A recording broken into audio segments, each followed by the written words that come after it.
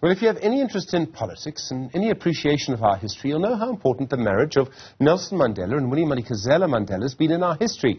While Nelson Mandela was in jail for so long, to an extent it was left to his wife to try and keep the hopes of a revolution, liberation, alive. Well, a new book does an incredible job of getting under the skin of this. In the process, it provides really an amazing examination of what life was like in our country, particularly for people involved in the struggle. The book is called Winnie and Nelson. The person who wrote it is the award-winning author, commentator, someone who's been studying our society for many years, Jonny Steinberg. He joins us now. Jonny, good afternoon to you. I really appreciate you coming in. Thank you. Good to be here. It's an incredibly impressive book. Why did you decide to sit down and write this story? What is it about this story that's so interesting? Well, I think two reasons, Stephen. One is that the two protagonists have both passed on. They're two of the biggest figures in South African history, and I think now that they're no longer with us, it's possible to write about them in new ways. There's a new era in talking about them, and a real assessment of them as not just as myths, but as human beings, and how they lived their lives.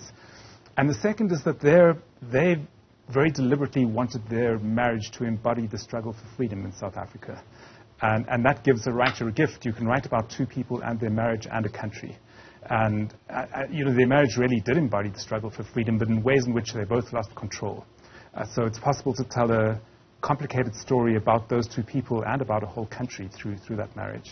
There's so much about the country that's so interesting. I mean, you talk about, for example, debates that were happening in newspapers that were published primarily for black people in the 1940s about what women would wear, about the fashion pages. I mean, it comes to life in quite a vivid way. It shows you how much the country's changed as well.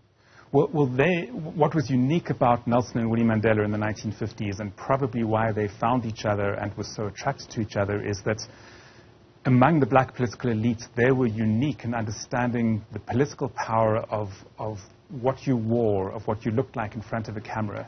They just had an intuitive understanding that celebrity mattered politically. Until they came along, celebrities were boxers, soccer stars, the like. They crafted celebrity into something political. They knew that what they looked like together, a young black couple, glamorous in the 1950s in the middle of apartheid South Africa, could be used as a very powerful political weapon. There are lots of roadmaps to do that now. You can go back to the Kennedys, who were coming sort of slightly at the same time in the United States. But what they were doing then had never been done before, never happened before. Yeah, so much so that I think they only intuited it. I don't think they had the language to describe it. It just hadn't been done yet. There's a huge amount of research that you've done, and it really comes through. It's one of the reasons the book's as long as it is and could probably have been longer. There's quite a lot written down, isn't there? Police reports, lawyer reports, things in files somewhere. Was it difficult to get your hands on all of that material? There's so many different sources. I mean, one really critical one were the letters that they wrote to each other while Nelson Mandela was in prison. When a prisoner is cut off from his life, letters is a tool to live his life, and you cannot help but write self-revealing letters if you're a long-term prisoner. And he reveals so much about himself in trying to keep Winnie close to him and trying to keep her in love with him. He knows that she is drifting off, living a separate life, and he wants to keep her close. So those letters are very intimate and very revealing. Another source, and this is a more difficult one, is that his conversations with all of his visitors were bugged. And although he knew that they were being bugged and was sometimes playing for the recorder, a lot of very raw and intimate stuff happens. The last 10 years in prison, he and Winnie are basically conducting their marriage through these conversations that are being recorded. And in the final stages of my research, I came across transcripts of these recordings, and they became a very important source and a very sensitive and difficult one to use because they're intrusive. This is their enemy intruding on their marriage. And so I kind of felt a responsibility to try and use this material very carefully and sensitively. It feels a bit uncomfortable getting under the skin of someone else's marriage. It is. I mean, how often is a third party there at the scene? Very difficult stuff happens. Nelson Mandela's relationship with his daughter Zinzi breaks down in front of the recorders. In terms of Winnie and Nelson, you see all the cruelties that married couples inflict on each other. It is very sensitive stuff. One of the things that you do, which I don't think I've seen happen in many biographies, is that you will take what they say about themselves, about their marriage, about each other, interviews they gave, one or two television interviews, when they wrote down, when they spoke to their own biographers, and you will then assess whether or not they were telling the truth. I thought that was quite amazing. Well, these are public figures, and they're very self-consciously making myths out of themselves. And one of the challenges in writing about them is to write the myth and the real person. They're sometimes the same, but they're quite often not. So anything they say about themselves needs interrogation, because it's always for an audience, everything they say. Well, did you find it quite sort of almost daring to be saying, look, this is what Winnie Madikizela-Mandela said about herself, but I don't think it was necessarily true? Or, you're talking about two people in a marriage, and then you talk a little bit about, for example, the period just before Nelson Mandela was arrested. A very short period. They get married. Fairly soon after that, Nelson Mandela's arrested. And they're very different memories of that time. Or they said very different things about that time. Maybe that's a different thing to say. I mean, they have polar opposite memories. Nelson is growing old in prison, and he's idealizing the life that he had before prison.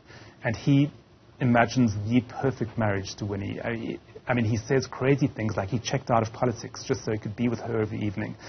And the opposite is true. I mean, in her recollection, she barely saw him the 4 years they were together. He was working maniacally. He was living a dangerous life. He was banned. She would see him once a week, twice a week. Her memory of that time is real. His is the fantasy of a prisoner. And it's quite touching to see. He really believes that it's true. He really has completely idealized what his life was as a free man. And prisoners do that. They're holding on to their lives by a thread, and they reimagine them. It also shows you the cruelty, in a way, of removing someone from a marriage. Well, I really hope if this book shows one thing, it's the unspeakable cruelty that 27 years inflicts on a person. And his knowledge of that cruelty, by the time he walked out of prison, he was reeling. It's hard to comprehend because he was so famous and powerful. But as a human being, he felt that his life had been stolen from him. And in private, in the days after he was released, he described his life as a tragic story. And confided to a couple of people that he wasn't quite sure how to live anymore, how to pick up the pieces, how to be with his wife again, how to reconstitute his marriage, how to be a father again. It's strange. He was the most famous person in the world at the time, but he was also a prisoner with all the wounds and bruises of being a prisoner and all the inflictions. He wasn't quite sure how to live anymore. Was there regret there too? I mean, I think many people will feel that they're not in complete control of their own marriage, they're not in complete control of their own life. You're called away on weekends to work, children, etc., etc., etc. There must be immense regret on all sides. He was a very remorseful person by the time he left prison. In the 50s, he lived a very wild life. He wasn't very good to his first wife or the children from his first marriage. He famously had many, many affairs. He lived on the edge in the 1950s. And in prison, he came to regret all of that. He saw that the lives of his children were going horribly wrong, and he believed it to be his fault. And despite being completely steeped in politics, what became most important to him was being a father. And he felt that it had been too late. He felt that his children's lives may have been ruined before he could get them right.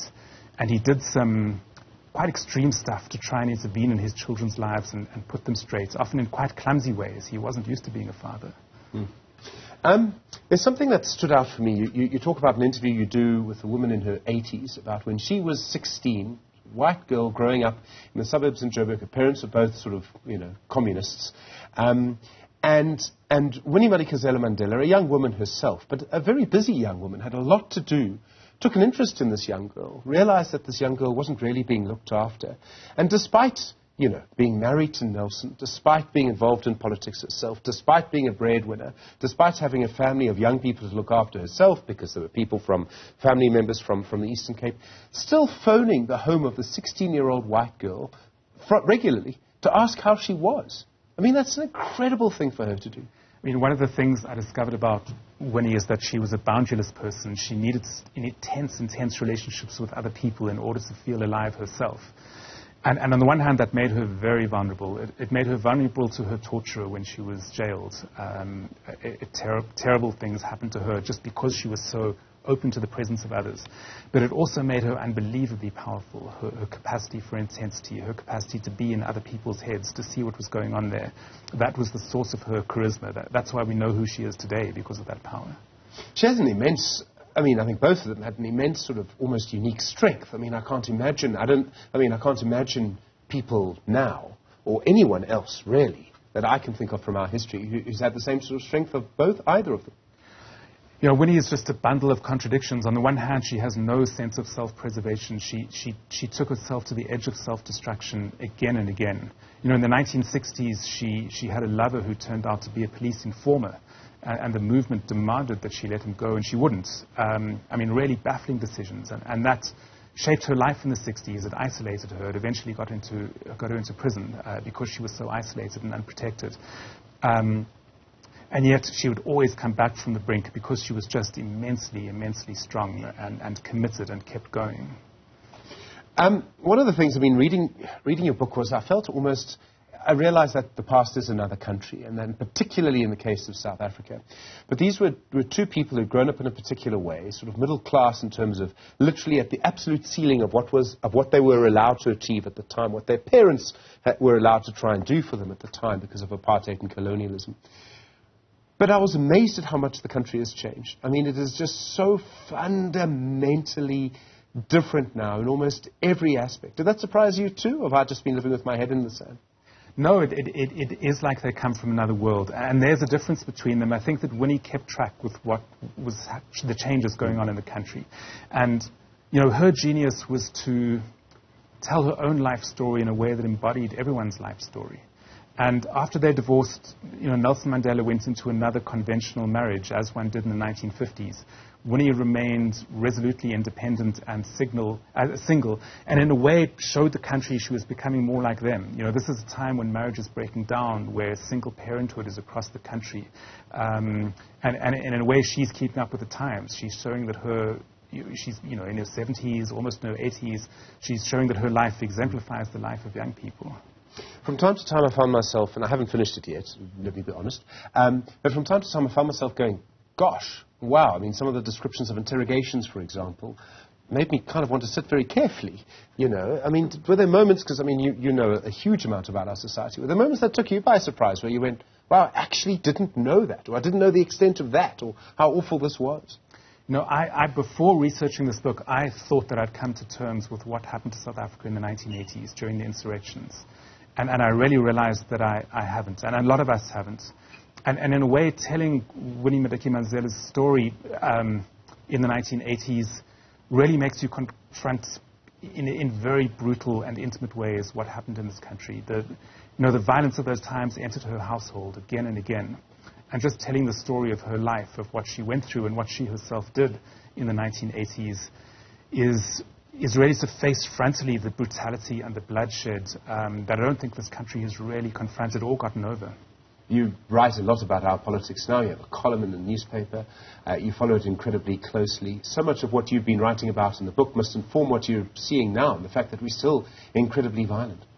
Yeah, I mean, it just makes me realize how much of the past is still in the present, in invisible ways, in ways that we don't often appreciate. Jonny Steinberg, good to talk to you. Thank you very much indeed. Nice to meet you. Jonny Steinberg is an author, a columnist, and an academic, of course, studying our society for many, many years. The author of the book, of course, about the marriage of Nelson Mandela and Winnie Madikizela-Mandela.